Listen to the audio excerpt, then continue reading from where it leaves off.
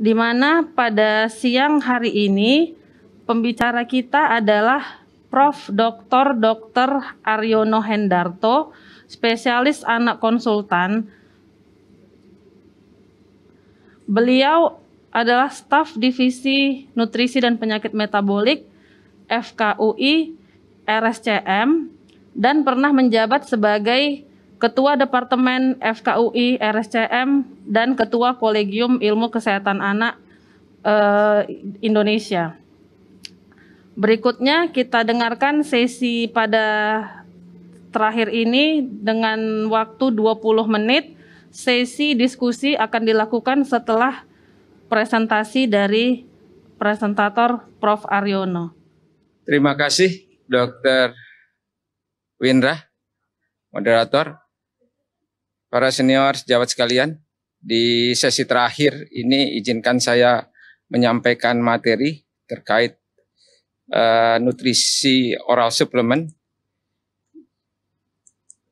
Saya minta waktu sebentar untuk share. Jadi judul topik pada siang ini yang akan saya bawakan adalah terkait dengan kepatuhan atau compliance dari oral nutrition supplement untuk pasien-pasien malnutrisi. Ini disclosure statement saya tidak punya konflik kepentingan terkait presentasi ini. Sejawat sekalian, seperti kita ketahui, nutrisi oral support atau saya singkat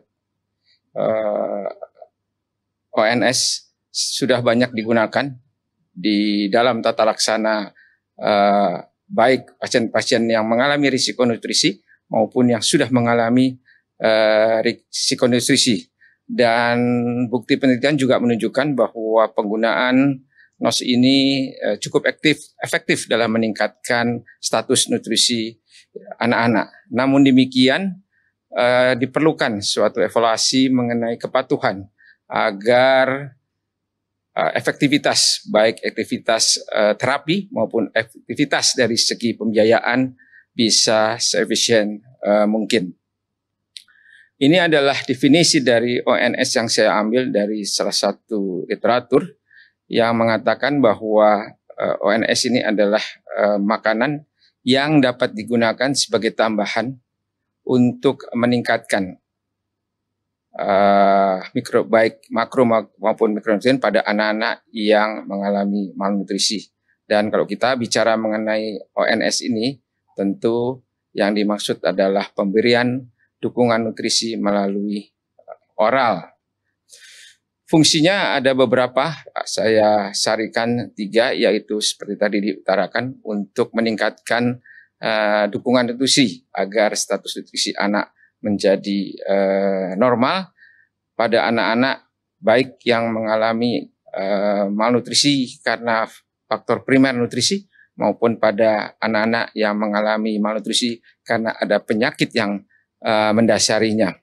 Dan tidak semua ONS ini merupakan produk yang komplit. Oleh karena itu sebaiknya ONS ini digunakan dengan bersamaan nutrisi yang lain sesuai dengan umur pasien. Dan kita sudah lihat bukti ilmiahnya bahwa penggunaan ONS ini pada anak-anak yang mengalami malnutrisi maupun yang baru mengalami risiko nutrisi dapat meningkatkan status nutrisi dan tumbuh kembangnya. Indikasi ONS itu bisa dibagi menjadi 2, yaitu yang jangka pendek dan jangka panjang. Jangka pendek misalnya untuk mendukung anak supaya status nutrisinya menjadi normal yang tadinya mengalami malnutrisi, dan ini diperlukan dukungan yang dalam waktu singkat, tetapi juga ini bisa digunakan untuk pasien-pasien yang membutuhkan dukungan ini dalam waktu yang agak panjang, misalnya pasien-pasien yang mengalami gangguan di saluran cernanya. Ini adalah indikasi ONS bila dikaitkan dengan diagnosis penyakitnya. Dan kalau kita lihat dari yang terpapar di dalam slide ini kita lihat beberapa sudah kita gunakan, misalnya pada penyakit-penyakit genetik, misalnya pada penyakit-penyakit keganasan, dan juga pasien-pasien yang terkait dengan penyakit-penyakit lain, termasuk diantaranya penyakit yang membutuhkan tindakan bedah. Sejawat sekalian, kalau kita lihat profil dari ONS ini, biasanya volumenya yang dibutuhkan itu kecil. Mengapa? Karena kandungan energi atau kandungan kalori dari produk ini cukup besar, berkisar antara 1 kalori per mili sampai yang tertinggi 2,4 per mili. Dan rasanya biasanya bervariasi, demikian pula bentuknya, dan umumnya bahan dasarnya adalah protein yang berasal dari susu sapi. Sejawat sekalian, kalau boleh saya menyampaikan mengenai jenis dari ONS ini, ada yang jenisnya berupa jus. Ini biasanya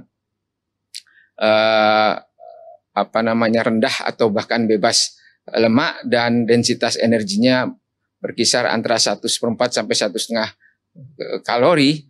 Kemudian ada juga yang bentuknya milkshake. Nah, ini menarik karena biasanya milkshake disenangi oleh anak-anak. Itu juga energinya bahkan sampai 2,4 kilokalori per mili. Ada lagi yang berupa bubuk yang kandungan energinya tinggi, sampai bahkan 2,5 kilokalori apabila ditambahkan susu full cream. Dan ada juga, ini menarik juga karena bentuknya sup. Nah, ini sup ini bisa berupa bubuk, dalam bentuk bubuk, atau yang sudah berupa sediaan jadi. Jenis lainnya adalah yang semi solid. Ini energinya juga cukup tinggi, dan semi solid ini biasanya untuk menarik perhatian atau selera anak. Bentuknya biasanya puding. Kemudian ada juga yang high protein. Ini biasanya diperuntukkan oleh anak-anak yang karena kondisi penyakitnya membutuhkan asupan protein yang tinggi. Baik ini bisa dalam bentuk jelly, bentuk milkshake yang digemari oleh anak-anak, dan ada juga yang disebut dengan shots, yaitu NOS atau ONS yang volumenya rendah tetapi densitas energinya tinggi, dan ini biasanya dalam bentuk produk-produk yang jumlahnya kecil yang bisa diberikan berapa kali dalam sehari.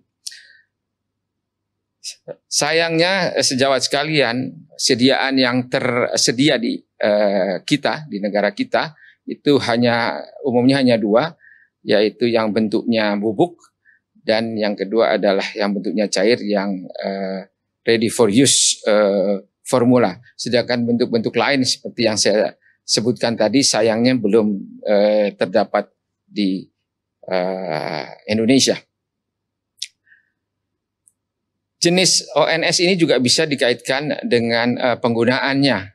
Misalnya yang proteinnya tinggi itu biasanya diperuntukkan ke pasien-pasien yang mengalami luka atau fraktur, pasien-pasien pasca operasi, pasien-pasien malignasi atau keganasan yang pasca fase induksi, demikian juga pada pasien-pasien kronis seperti pasien yang mengalami gagal ginjal. Demikian pula ONS yang ditambahkan serat itu juga sering diberikan kepada anak-anak yang mengalami masalah di saluran cerna seperti diare kronik, konstipasi, dan penyakit-penyakit yang berhubungan dengan saluran cerna lain. Demikian pula yang volumenya kecil tetapi energi densitasnya tinggi itu biasanya diberikan kepada anak-anak yang secara kondisi klinis tidak memungkinkan menerima ONS dalam bentuk yang volume banyak, seperti misalnya pasien-pasien penyakit jantung bawaan, terutama yang penyakit jantung bawaan biru atau penyakit jantung bawaan yang kompleks. Demikian pula pada pasien-pasien gagal ginjal yang kebetulan memerlukan restriksi cairan. Saya beralih ke kepatuhan sejawat sekalian atau compliance, dan compliance ini boleh kita definisikan yaitu adalah presentasi dari jumlah ONS yang mampu dikonsumsi oleh pasien sehari. Dan tentu dengan pasien makin patuh terhadap konsumsi ONS, maka pertumbuhannya akan menjadi lebih baik dengan sendirinya dari perspektif efisiensi pendanaan ini akan menjadi lebih efisien. Beberapa literatur menyebutkan bahwa ada 2 faktor yang menyebabkan kepatuhan anak mengonsumsi ONS ini. Yang pertama adalah pasiennya itu sendiri, utamanya adalah umur pasien, kemudian diagnosisnya seperti saya sudah sebutkan di awal tadi, kemudian yang juga penting sebagai determinan dari kepatuhan pasien mengonsumsi ONS ini adalah jenis ONS-nya, kemudian densitas energinya, volumenya, lama pemberian, waktu pemberian, dan bagaimana instruksi mengenai ONS ini diberikan. Sejawat sekalian, ini saya kutip dari suatu literatur yang meneliti mengenai hubungan antara kepatuhan pasien mengonsumsi ONS pada pasien-pasien yang menderita keganasan. Ternyata ada sedikit perbedaan dibanding dengan anak-anak yang mengalami malnutrisi karena sebab lain atau primer anak-anak yang mengalami malnutrisi. Karena pada pasien-pasien keganasan ternyata ada faktor kesulitan menelan pada pasiennya, kemudian juga karena kita tahu apalagi pada fase induksi di mana kondisi pasien menurun, itu bau dari aroma dari ONS ini juga mempengaruhi. Demikian pula juga rasa itu juga mempengaruhi, dan tentunya ujung-ujungnya juga ini terkait dengan rasa dan tekstur dari ONS itu sendiri, karena kita tahu pasien-pasien yang mengalami keganasan utamanya setelah fase induksi kemoterapi biasanya mengalami penurunan kondisi dan termasuk diantaranya penurunan nafsu makannya atau mengalami anoreksia. Ini penelitian yang cukup lama yang meneliti mengenai apa saja faktor-faktor yang mempengaruhi pengosongan lambung. Mengapa saya menyinggung mengenai pengosongan lambung? Karena beberapa isu klinisi menyatakan bahwa ketidakpatuhan pasien anak terhadap pemberian ONS ini disebabkan karena pengosongan lambung, sehingga anak itu tidak cepat merasa lapar, sehingga frekuensi pembelian yang dijadwalkan tidak dapat terpenuhi. Ini ada beberapa faktor yang mempengaruhi, dan salah satu di antaranya yang menarik dari ini yang juga menjadi perhatian atau concern para klinisi adalah terkait osmolalitas, karena osmolalitas itu dianggap satu faktor yang menjadi penyebab cukup penting terhadap ketidakpatuhan penggunaan ONS ini.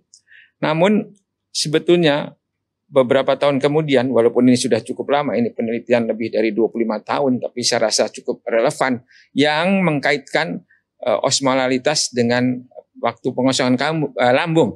Memang sejawat sekalian, penelitian ini dilakukan pada dewasa yang normal. Dewasa tetapi normal. Jadi saluran cernanya fungsinya normal dan benar-benar orang dewasa yang sehat. Dan kalau kita lihat dari kurva ini, ternyata waktu pengosongan lambung itu tidak dipengaruhi oleh osmolalitas, karena perbedaan osmolalitas tidak menyebabkan waktu pengosongan lambungnya menjadi berbeda. Yang terlihat adalah justru proporsi dari karbohidrat, kandungan karbohidrat di dalam ONS itu yang berhubungan dengan gastric emptying atau waktu pengosongan lambung. Jadi apabila kandungan karbohidratnya tinggi, maka pengosongan lambungnya menjadi lebih lambat. Dan ini ada penelitian yang dilakukan oleh Dr. Yoga dan teman-teman kira-kira 4 tahun yang lalu yang membandingkan anak-anak Indonesia yang mengalami malnutrisi, satu diberikan NOS dengan kandungan 1,5 kilokalori per mili dan yang satu dibandingkan dengan yang 1 mili, dan kesimpulannya adalah di antara keduanya tidak ada perbedaan terkait dengan kepatuhan. Jadi walaupun diberikan yang 1,5 kalori tetap patuh. Ini diberikannya oral ya sejawat sekalian dan dapat ditoleransi dengan baik. Dan demikian pula dengan volume yang bisa dikonsumsi juga sama banyaknya di antara dua kelompok. Demikian pula dengan karakteristik dari tinja dan gejala saluran cernanya di antara kedua grup tidak berbeda. Ini penelitian yang sama kira-kira 2 tahun setelah penelitian Dr. Yoga yang dilakukan oleh Pak Gary Hubbard dan teman-teman. Ini mirip dengan penelitian Dr. Yoga, tetapi yang berbeda adalah menggunakan kandungan kalori yang lebih tinggi.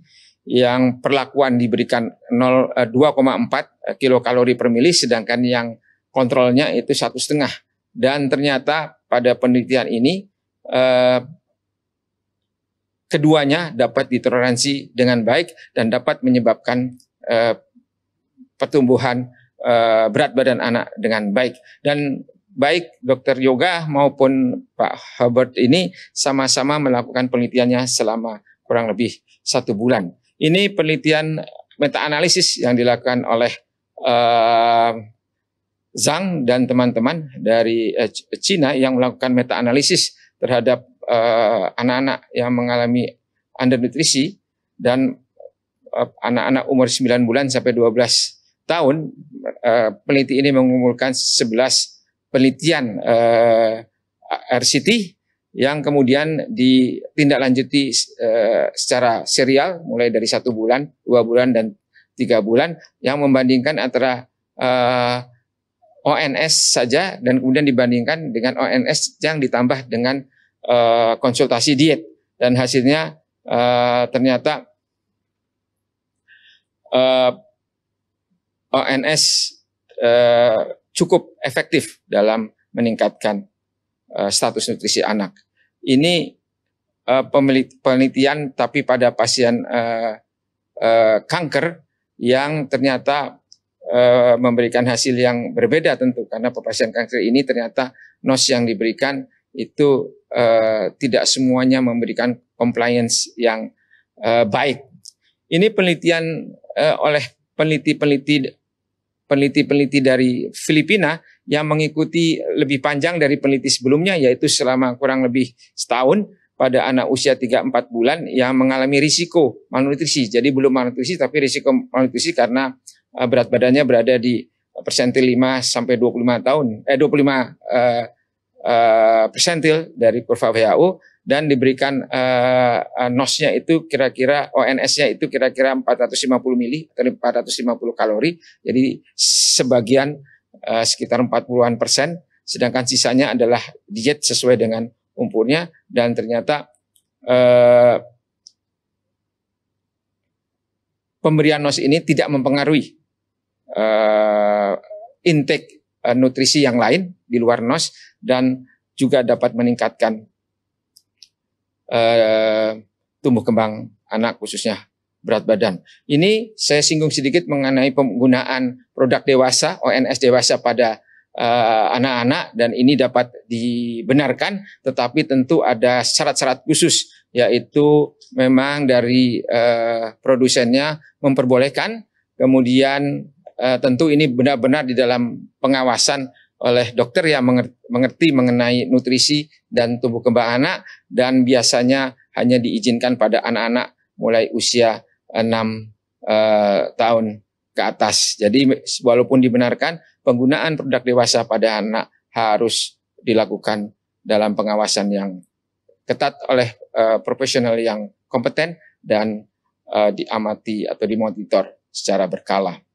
Ini monitoringnya, karena monitoring ini juga bisa menyebabkan dampak lain, yaitu anak mengalami kelebihan. Karena itu ONS ini kita stop kalau kebutuhan nutrisinya sudah tercukupi dan kemudian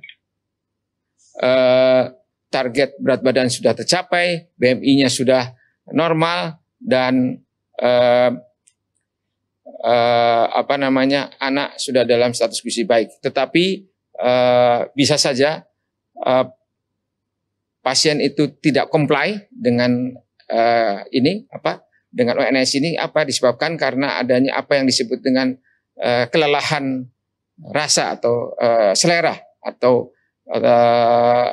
taste fatigue. Ini karena disebabkan anak itu mengonsumsi makanan yang sama secara terus-menerus dan sehingga makanan tersebut tidak lagi menarik bagi anak. Oleh karena itu, ini beberapa slide terakhir saya, 2 slide terakhir saya, bagaimana kita mencoba untuk meningkatkan strategi kepatuhan mengonsumsi ONS ini. Memang terus terang tidak mudah, lebih meningkatkan compliance, apalagi pada pasien-pasien anak yang mengalami mendapatkan ASI tapi dengan manajemen laktasinya yang kurang baik. Oleh karena itu, situasi pemberian NOS ini sama seperti juga pemberian makanan-makanan padat umumnya, yaitu suasananya harus menyenangkan, kemudian tidak ada paksaan dalam memberikan ONS ini, dan bila perlu si pengasuh atau orang tua memberikan contoh dengan mengkonsumsi ONS sehingga akan menarik selera anak. Dan ini slide saya yang terakhir. Jadi kalau kita menggunakan NOS ini dalam waktu pendek, sejawat sekalian, mungkin 1-3 bulan, mungkin pemberian NOS yang single itu bisa diberikan. Tetapi kalau ini diberikan dalam waktu yang panjang, tampaknya kita membutuhkan pemberian ONS ini melalui pipa nasogastrik. Dan untuk meningkatkan kepatuhan terhadap ONS ini memang sebaiknya tidak diberikan secara tunggal, tapi bersamaan dengan makanan utama anak sesuai dengan umur tentunya. Dan penelitian menunjukkan bahwa kalau kita menggunakan ONS yang kalorinya, kandungan karbohidratnya lebih rendah, tampaknya kepatuhannya lebih tinggi. Demikian sejawat sekalian yang bisa saya sampaikan terkait dengan kepatuhan pemberian ONS ini. Semoga bermanfaat. Selamat siang. Wassalamualaikum warahmatullahi wabarakatuh. Terima kasih kepada Prof. Aryono atas presentasinya yang sangat jelas. Diingatkan kembali kepada para profesor dan dokter peserta Nutrimed dapat memberikan pertanyaan di kolom question and answer, question Q&A. Berikutnya, sebelum masuk ke sesi berikutnya, kita akan jeda sejenak dengan selingan berikut ini.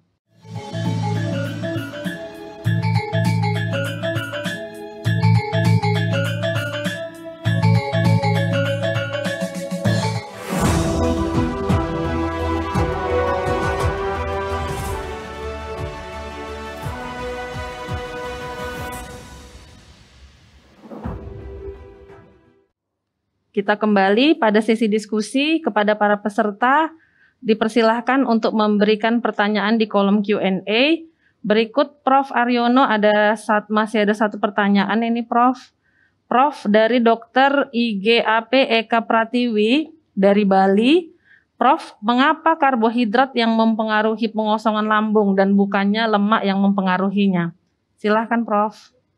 Ya, kita ulang ya, Prof. Prof, mengapa karbohidrat yang mempengaruhi pengosongan lambung bukannya lemak yang mempengaruhinya?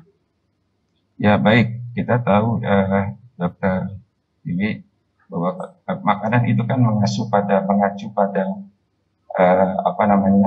pada ASI ya, proporsinya.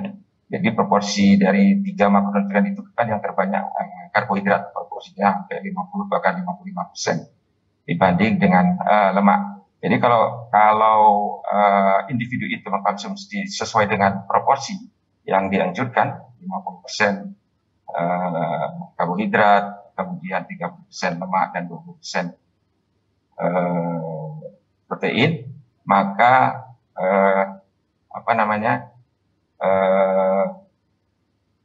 karbohidrat yang akan menjadi penentu utama. Dan kita juga tahu secara metabolisme yang akan di metabolisme dahulu dari ketika makronutrien ini adalah karbohidrat, baru kemudian apabila karbohidrat habis itu lemak.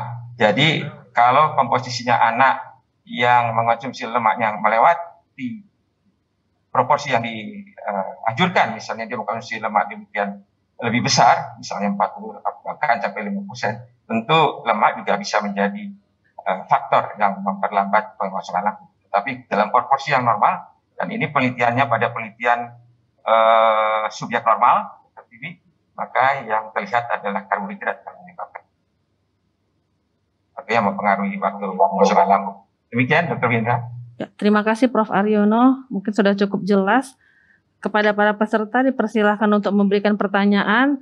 Mungkin Prof sambil menunggu, izinkan saya bertanya Prof, mungkin sering ditanyakan oleh para sejawat kita Prof.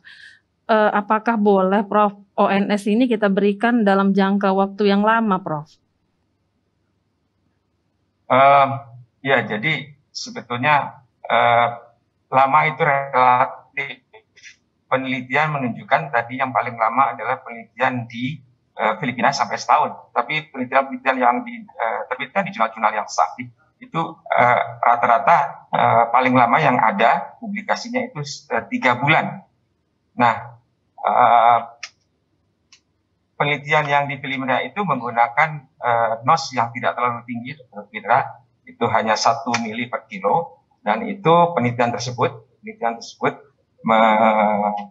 melaporkan compliance-nya baik. Nah, kembali kepada pertanyaan apakah ini boleh? Mestinya tadi di awal di presentasi saya sudah sampaikan bahwa NOS ini sejatinya tidak dikonsumsi tunggal, karena ada beberapa NOS juga bukan merupakan suatu nutrisi yang lengkap atau komplit. Tetapi kalau kita berlomba dengan anak misalnya yang mengalami malnutrisi apalagi berat dan berisiko atau bahkan sudah stunting, dan kita mau mengejar karena kita butuh waktu yang tertentu, maka NOS ini boleh diberikan dalam waktu lama, tapi bukan kemudian menjadi permanen anak itu diberikan NOS. Mengapa? Karena tentu kalau kita hanya berikan NOS itu tidak akan melatih kemampuan makannya, terutama makanan padat atau feeding skill. Demikian, Dr. Wino. Ya, terima kasih Prof. Berarti asas indikasi masih bisa kita gunakan ya Prof. Prof, betul, ada pertanyaan. Ya, terima kasih Prof. Ada pertanyaan dari Dr. Peter Prayogo dari Surabaya. Izin bertanya, apakah Prof ada nggak Prof rekomendasi terkait cara penghentian ONS? Apakah dapat langsung diberhentikan begitu saja atau harus di tapering off? Terima kasih Prof. Ya, ini pertanyaan bagus dari Dr. Peter. Ini memang tidak konsekuensinya tidak seperti kalau kita memberikan karbohidrat dalam bentuk intravena ya, yang tidak boleh mendadak karena bisa terjadi rebound. Walaupun NOS ini tadi saya sampaikan profilnya memang karbohidratnya seperti makanan standar ya, di 50%, ada yang antara 45 sampai 50% proporsinya. Sebaiknya justifikasinya atau alasannya kita menghentikan adalah dengan mengkalkulasi apakah intake dari oral makanan padatnya sudah memenuhi. Karena kalau tidak kita hentikan mendadak, tetapi kalkulasi angka kebutuhan gizinya berdasarkan berat badan menurut tinggi belum tercukupi, maka yang akan terjadi adalah anak akan kembali mengalami malnutrisi, dimulai dengan tentu weight faltering dan seterusnya, gizi kurang dan bahkan bisa yang krusial. Jadi harus kita kalkulasi. Beberapa literatur mengambil cut off kalau 2/3 dari kebutuhan AKG-nya, 2/3 dari kebutuhan AKG-nya per hari itu sudah tercapai, kita boleh menghentikan NOS ini. Ya, baik. Terima kasih, Prof. Ada pertanyaan lagi, Prof, dari Dr. Trias Kusuma Sari dari Nusa Tenggara ini, Prof. Apakah ada perbedaan antara susu ONS yang 1,5 kilokalori per cc yang cair dan yang bubuk? Karena dari pengalaman Dr. Trias mungkin ada beberapa pasien ini, Prof, yang justru cocok dengan yang cair. Kalau diberikan yang bubuk mencret, padahal petunjuk pembuatan sudah sesuai dengan yang di kaleng. Terima kasih, Prof. Mungkin dari pengalaman, Prof. Ya, betul. Memang ini faktual, pengalaman seperti ini juga dialami oleh teman-teman lain yang berkecimpung di bidang nutrisi. Seyogyanya tidak ya, Dr. Windra, karena tentu mereka itu menyediakan dua sediaan, yang satu ready for use dan yang satu powder atau bubuk, itu dengan kalkulasi dua-duanya akan menghasilkan profil nutrisi baik makro, mikronutrien dan kalori yang sama. Tetapi walaupun orang tua sudah menuruti panduan yang berlaku, tetap saja dalam faktualnya itu kandungannya tidak sama terkait dengan artinya kandungannya sedikit lebih rendah daripada yang ready for use. Tapi terkait apakah yang satu jadi lebih memberikan diare, harusnya secara teoritis tidak. Tetapi memang kalau yang ready for use itu kan biasanya langsung habis. Sedangkan yang bubuk itu bisa dikonsumsi beberapa hari. Keuntungannya adalah memang dia lebih efisien, lebih murah secara harga, tapi konsekuensinya adalah dengan dibukanya yang bentuknya bubuk dalam kaleng itu tentu berisiko untuk terjadinya kontaminasi dengan mikroorganisme. Jadi sebetulnya kalau itu menyebabkan ibaratnya penyakit, mestinya tidak. Tetapi kita mensinyalir kandungan nutrisinya memang tidak seakurat yang ready for use. Ya, terima kasih, Prof. Jadi mungkin cara pembuatan kali ya, Prof. Mungkin kebersihan dan higienitas juga mungkin akan mempengaruhi ya, Prof. Betul. Ya, terima kasih, Prof. Mungkin Prof untuk menghemat waktu karena waktu kita terbatas, satu pertanyaan lagi, Prof. Dari Dr. Almira dari Jawa Barat. Nah, ini Dr. Almira bertanya, pada anak dengan malnutrisi ataupun sudah terjadi weight faltering, bagaimana proporsi kecukupan kalori dari ONS dan makanan yang diperbolehkan? Maksudnya proporsinya berapa persen gitu, mungkin kata Dr. Almira ini, Prof, bertanya. Nah, jika anak sedang mengalami kesulitan makan, apakah boleh, Prof, seluruh kecukupan kalorinya dipenuhi oleh ONS tadi? Terima kasih, Prof. Boleh. Jawabannya boleh, Dr. Almira, tetapi sekali lagi prinsipnya ONS tidak dikonsumsi tunggal untuk permanen. Berapa lama kembali tadi penelitiannya yang tersedia sampai saat ini itu pun hanya satu, yang tadi saya sampaikan di Dinas 1 tahun. Rata-rata itu kalau tidak 3 sampai 6 bulan yang dikonsumsi dengan oral ya, yang secara oral, bukan via pipa nasogastrik. Nah, berapa banyak? Tentu kalau anaknya sudah di atas apalagi sudah di atas setahun ya, tentu feeding skill-nya, keterampilan makannya harus dijaga. Jadi makanan padat sesuai usianya itu harus tetap diberikan sambil memberikan NOS. Jadi tetap dikalkulasi.